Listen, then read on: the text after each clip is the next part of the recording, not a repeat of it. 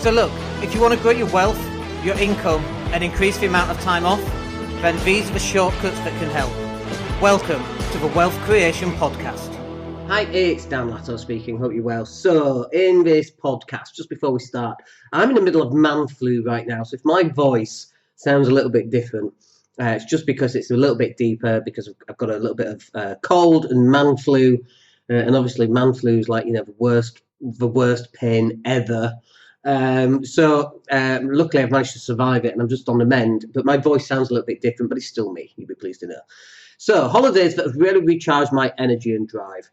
Let's just talk about that, because I think it's really important. We go away on holiday and we automatically expect that we're going to get recharged.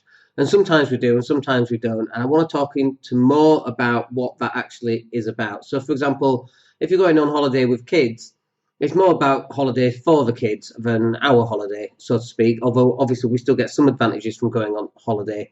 But if you've ever stayed in a hotel with a 3-year-old, you'll know that their timescales can dictate your timescales as well. So if they need to go to bed at 7, they need to go to bed at 7. There's not a lot you can do to get around that.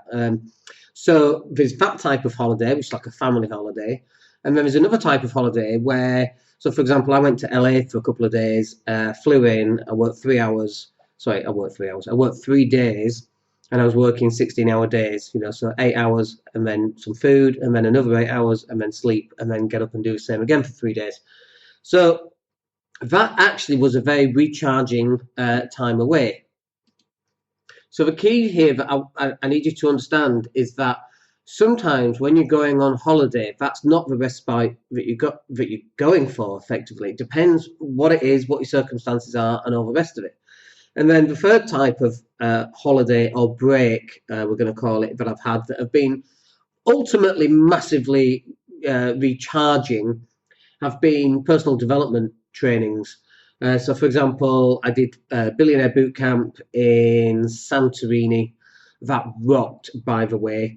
And the money that I spent on that, I got back within a week, including all the accommodation, all the food, all the airlines, flights and that kind of thing. But I got such a quick return on investment from booking myself into a Billionaire bootcamp in Santorini with Chris Howard, that it's, it kind of serves as a reminder that if you're just working on your business and in your business 24 hours a day, 7 days a week, and you don't take any breaks off, first of all, you're running your business wrong, because that's not going to be conducive. You can only keep that up for a certain amount of time and then it's going to fail, okay? But also, having that time away from your business is really vital in order to switch off. And sometimes, so like, for example, we went to New York in April this year. I think it was April.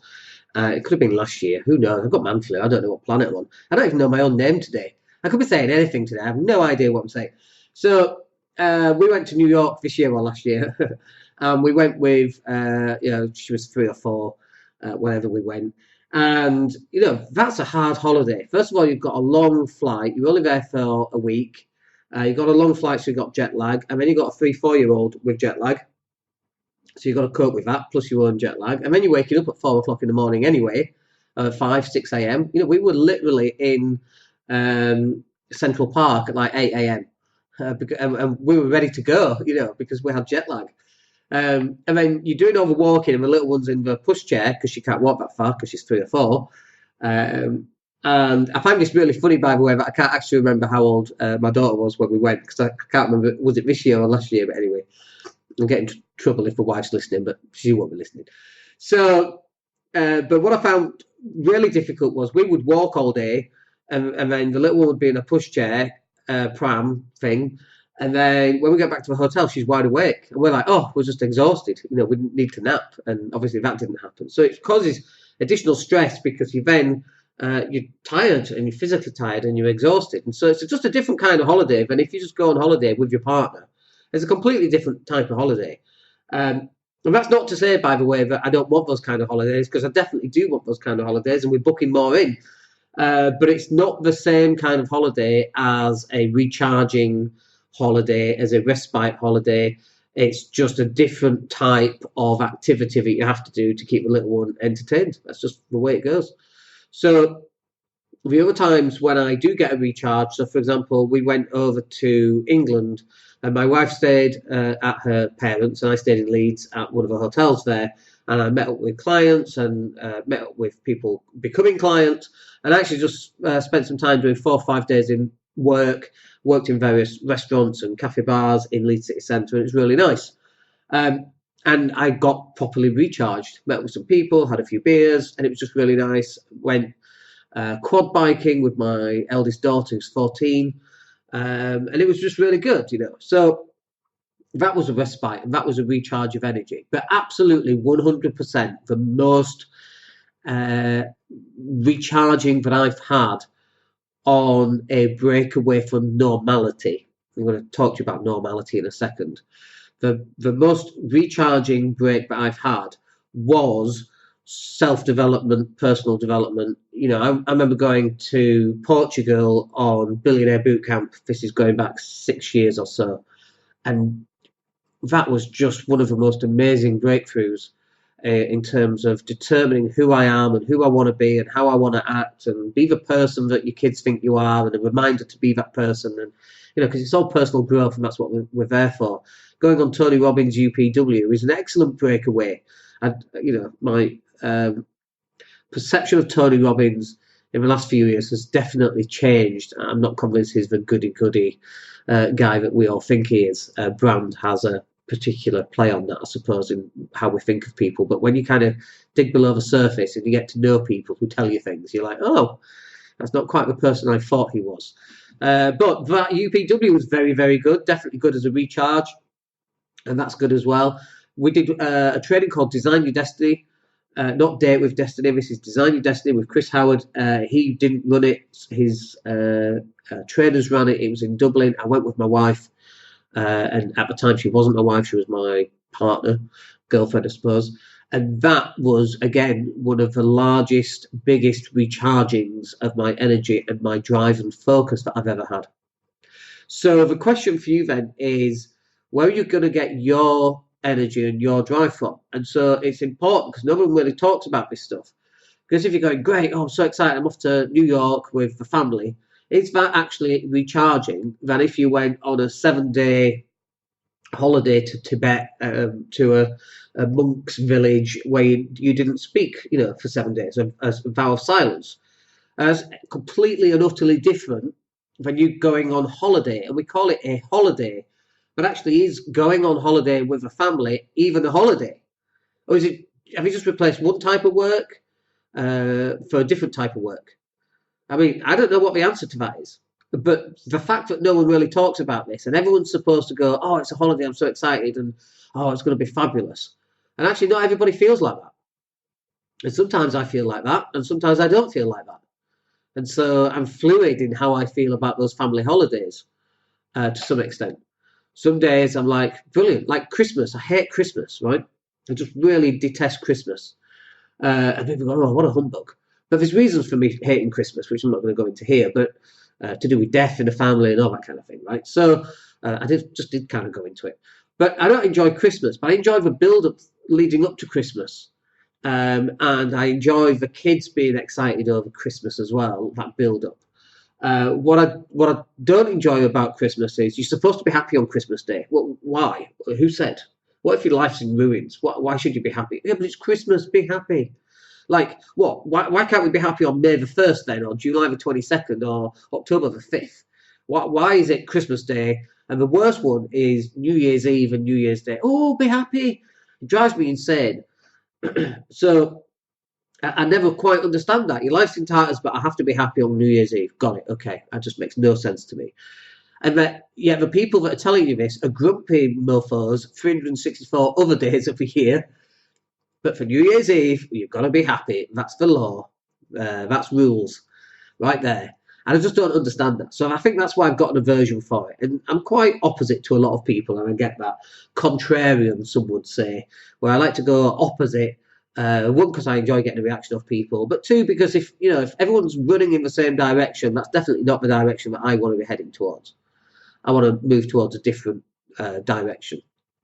So with the breaks that you're getting, Are they really even break? So have you just replaced one kind of work with another?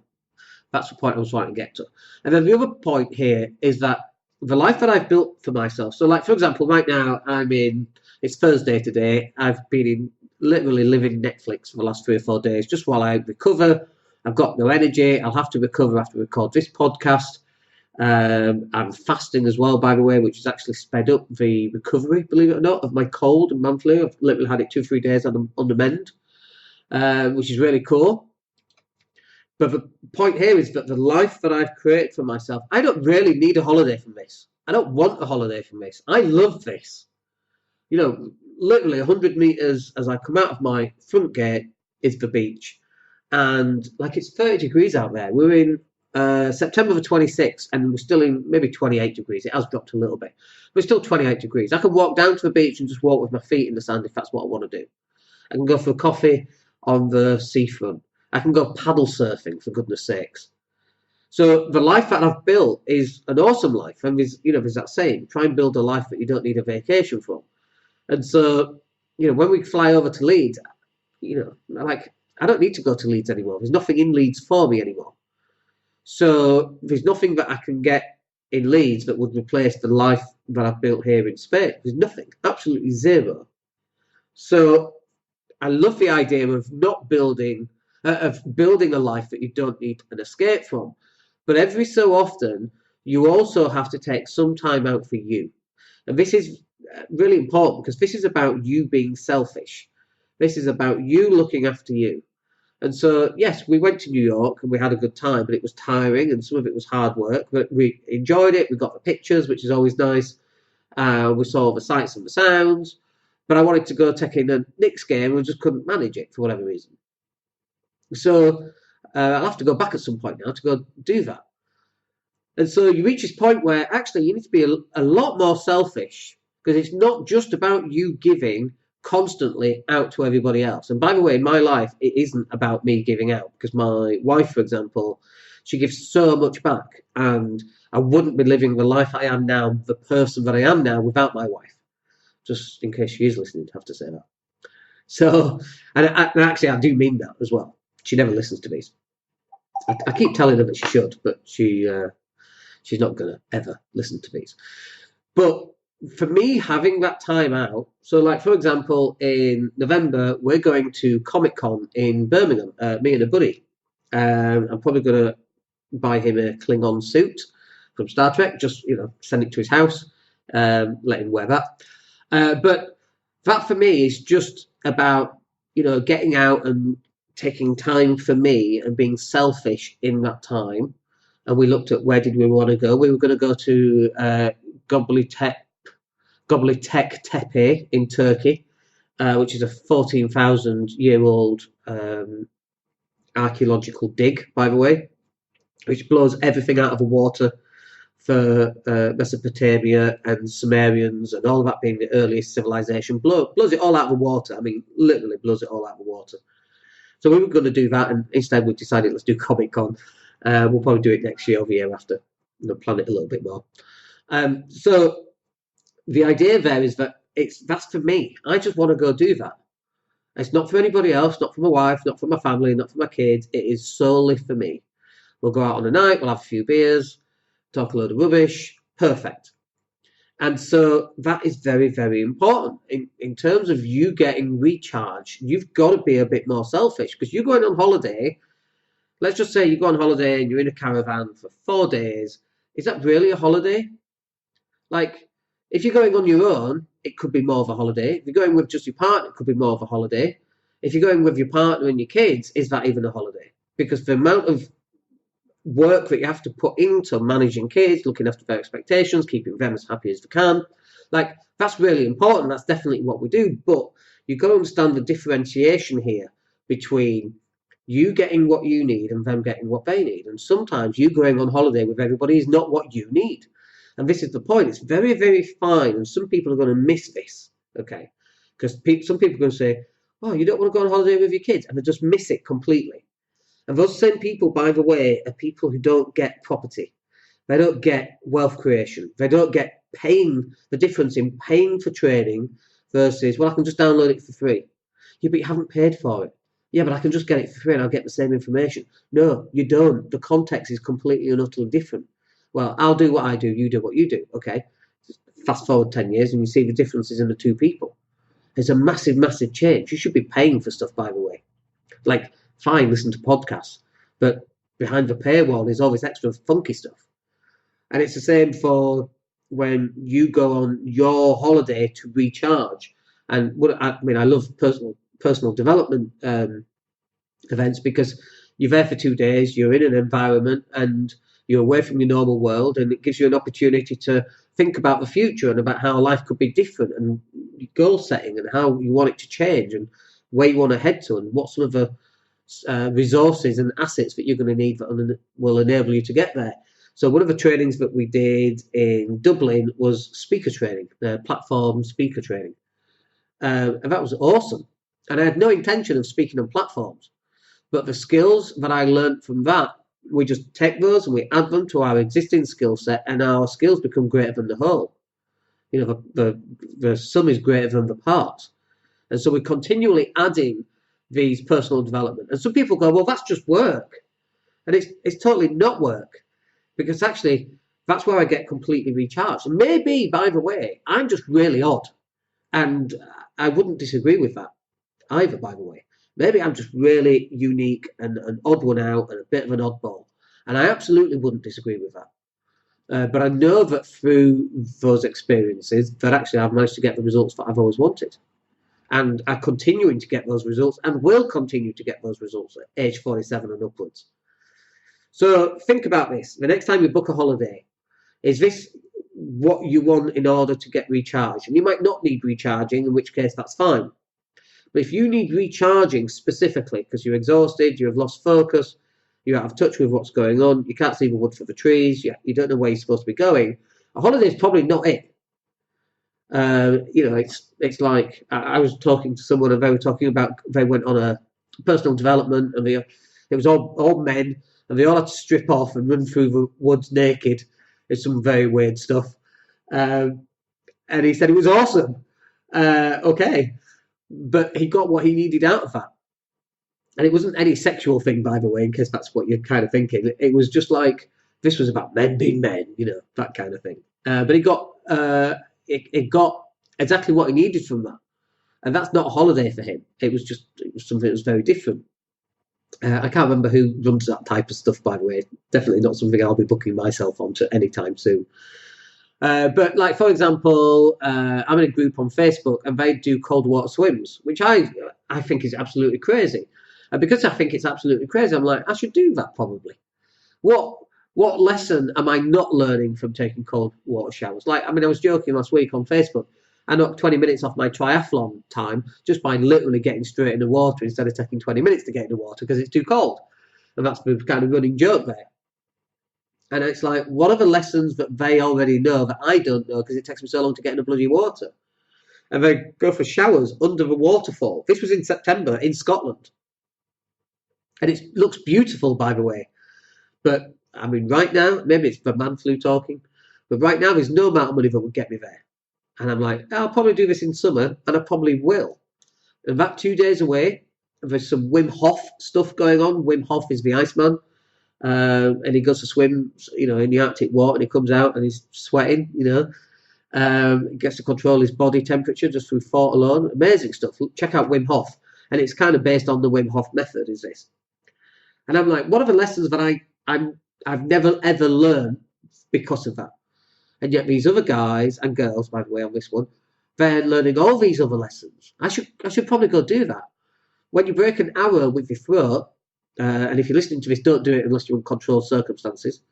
But if you break an arrow with your throat, what lessons are there to learn from that?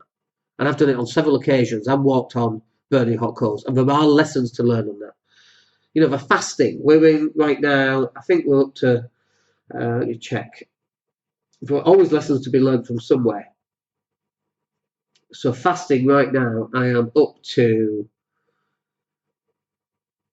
39 and a half hours fasted. So today's Thursday. I've not eaten since Tuesday. I probably will eat tomorrow about 1:30, and that'll be a 64-hour fast. Like, people go, that's crazy. You're not eating for like 3 or 4 days. And I might even extend that to Saturday as well, by the way, depending on how I feel. And people are like, but that's really crazy.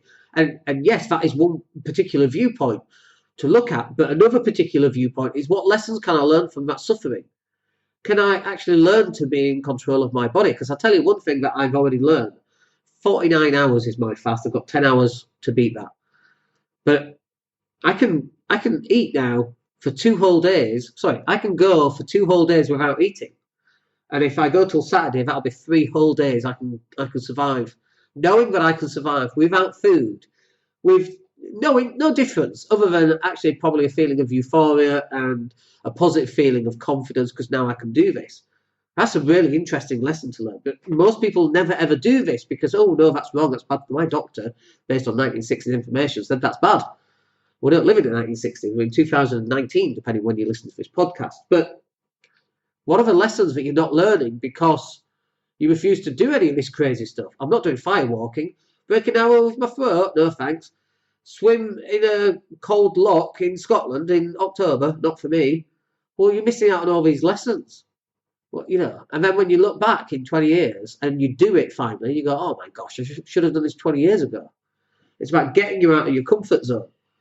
And think about this. I think this will be our next podcast, actually. Or certainly in some of the podcasts to come. We're going to talk about the lessons that you can learn from doing these extraordinary things. Because not eating for 39 and a half hours is definitely not normal, by the way. It is if you're in a fasting group, perfectly normal. And people totally understand it. And other people come up and go, so you're starving yourself. No, it's not starving. They miss that thin line of understanding between fasting and starvation. They don't get it. And it's okay. That's for them to find out at some point. But the context upon which it all happens, this thin grey line, the difference between fasting and starving, is really important to understand. That's how and why we get through this stuff. So just to pull it back full circle then. Holidays have really recharged my energy and drive. Mostly have been on my own, where I've gone to learn something different, something new, or I've gone introspective and I've looked at my life on an internal point of view, and then I'm writing down my plans as to where I want to be in the next 12 months to 5 years to 10 years to 15 years.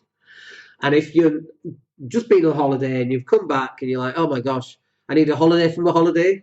6-week holidays, by the way, is exactly that. People come back and go, oh, I love my kids, but thank God they're back at school. Like a holiday from a holiday. One woman booked herself into Disneyland for 2 days. And she went on all the rides because the kids were back at school. That isn't a holiday. It's hard work. Really, really hard work. And some people are natural at it, and some people really aren't. But have a think about the type of holidays that you're looking at. And if you're not recharged from your holiday, maybe it's time to just go it alone a little bit under the guise of personal development. That's what works for me. All right, we'll catch up with you in the next podcast. Hopefully my man flu will feel a bit better. My name's Dan Latto, and we'll speak to you soon. Take care. Hey, it's Dan here. Thank you for listening. Really appreciate each and every one of you. Please click like or subscribe to the entire podcast.